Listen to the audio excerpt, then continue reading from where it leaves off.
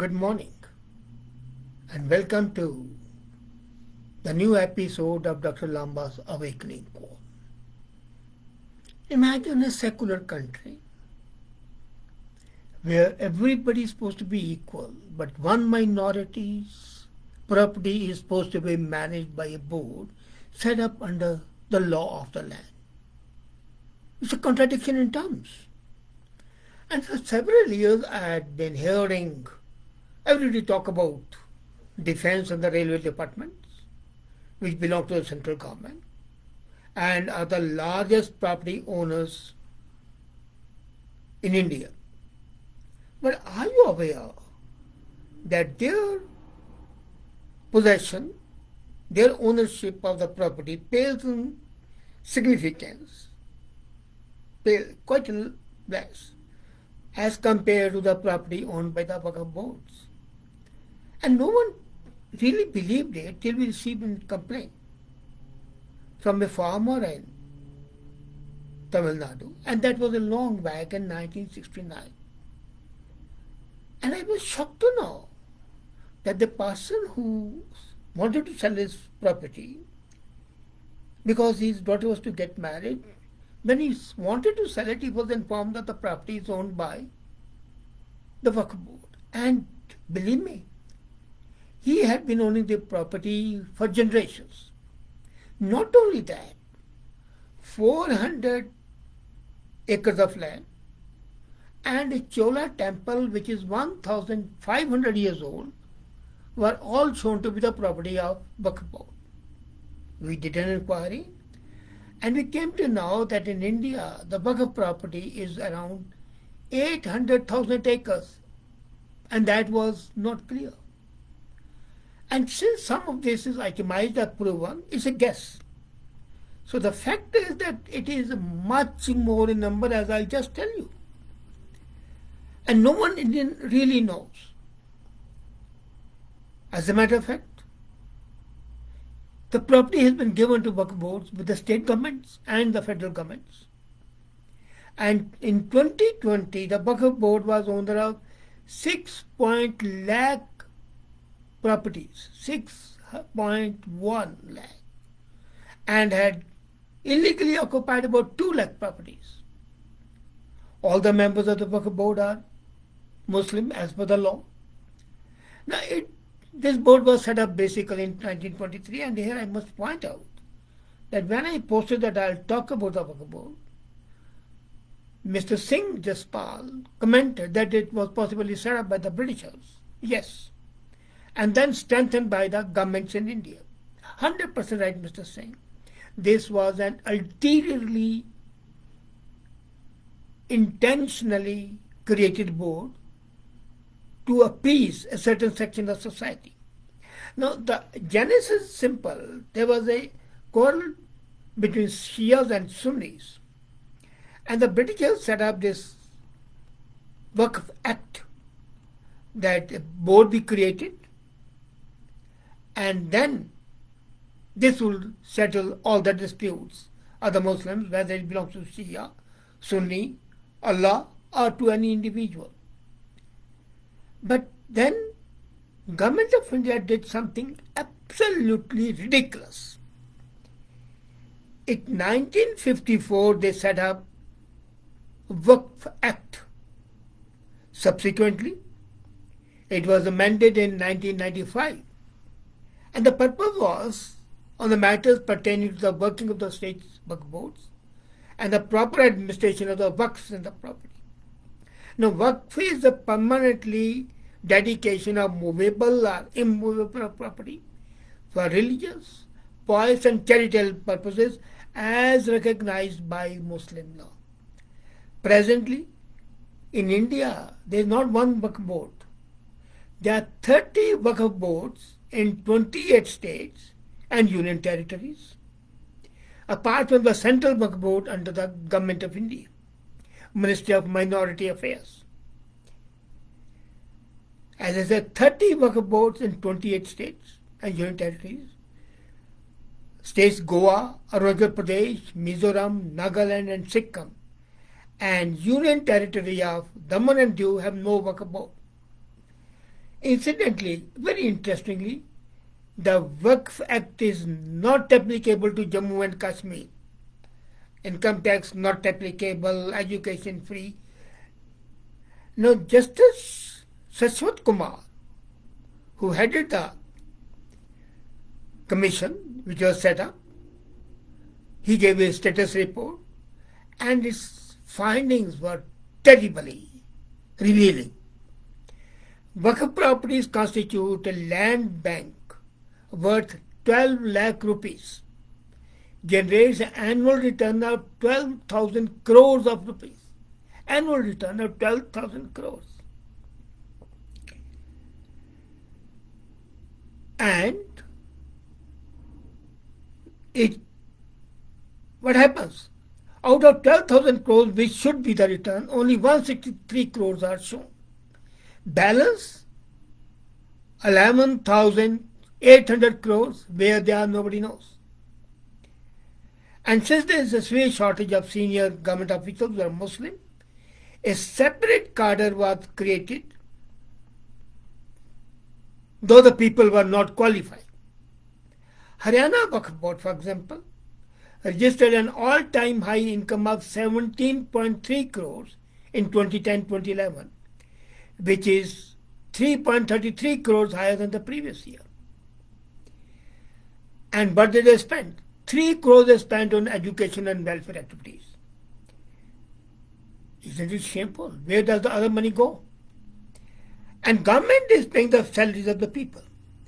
The board has earmarked 6 crores in the budget to meet the main objectives. Now, central as well as the state work boards are involved in corruption. They are involved in land encroachment and misappropriation of funds. And that has been revealed by the commission set up by the government. And as I told you, if that farmer who wanted to sell his land and he found that he could not sell his land because it was owned by Waqf, he had not approached us. The Prime Minister would not have asked me to inquire. And these facts, then I revealed all those facts.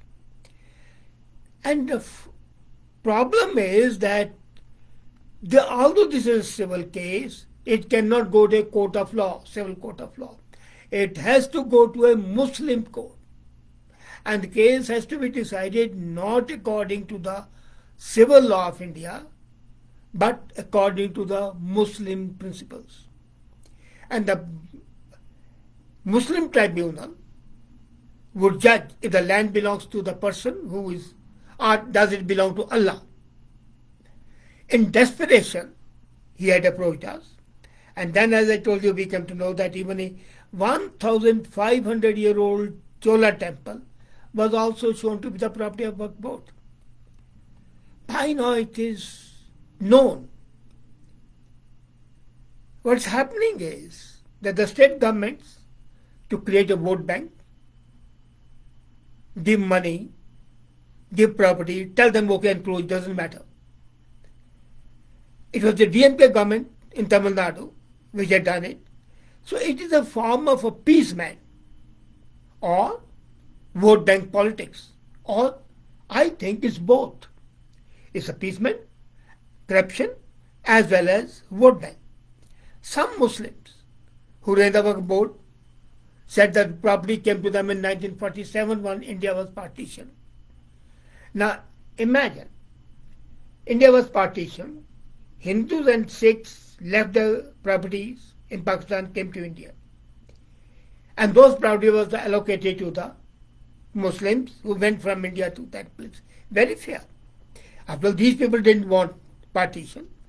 But here in India, government decided, no, the Muslim property shall not be given to them. It is an enemy property. It shall be handled by the Waqf Board.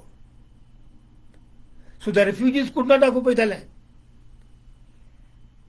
This was absolutely unacceptable. And the Enemy Land Act, in fact, did not all go to the Hindu refugees, and as late as 1984, when Rajiv Gandhi gave the land in parts of Haryana and Punjab to the Waqf Board, there was quite a noise, but then who cares? Some refugees were given this Waqf board land on rent, and as the years passed, the rent increased, and they're also demanding the land to be returned back to them. Now the problem is, it's not only the Hindus who are upset, even the Muslims are upset. For example, in UP, there was a land allocated for burial ground, and this was sold by the Waqf board not to a Muslim, not for building a masjid, but for building a mall. And then it did not benefit the Muslim community. It benefited only the Waqf board members who got the proceeds of the sales. Recently, a Muslim gentleman, Hafiz Qureshi, lodged a complaint against an MLA, Amantullah Khan, that he is misusing the Waqf board properties. Qureshi has held that the authorities, that the MLA has his own people on the board, and they do what they want. They sell the land, they lease the lands, and make money. Just 2 weeks before 2014, the Congress government at center, Manmohan Singh government, gave 123 VIP land in Lutyens, Delhi to Waqf board. And no thought, no discussion took place, no consultation took place. It does seem that the Waqf got special privileges which no other minority group has. Sikhs, Jains, Buddhists, Parsis. They don't get any land for their place of worship from the state. And as a matter of fact, the duplicity's height is that the Hindu temples and all the land that belongs to the temples is owned by the government. And the Hindu temples are run not by the Hindu boards. Gurdwaras are run by SGPC, fair. Churches are run by the cardinals and the bishops, fair. But Hindu temples, like Meenakshi, they are administered by the central government. Government pays them, and money goes to the government. Why? Why this injustice to the Hindus? Simply because they are a majority community? The courts move slowly, but those 6 villages and 400 acres of land and Chola temple, their cases have still not been decided. In all fairness, in a democratic country, in a secular country, all classes, all religions should get the equal treatment. And the ideal secularism is where government is equidistant from all religions.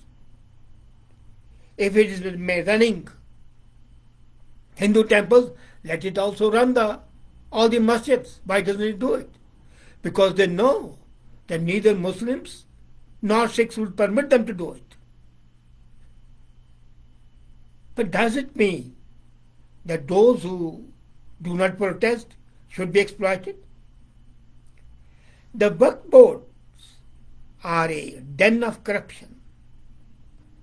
And as I told you, the property, for example, which should bring a return of 12,000 crores, officially brought only 168 crores. These are 12,000 crores and 168 crores. You compare it. And hundreds and thousands of properties owned, misappropriated.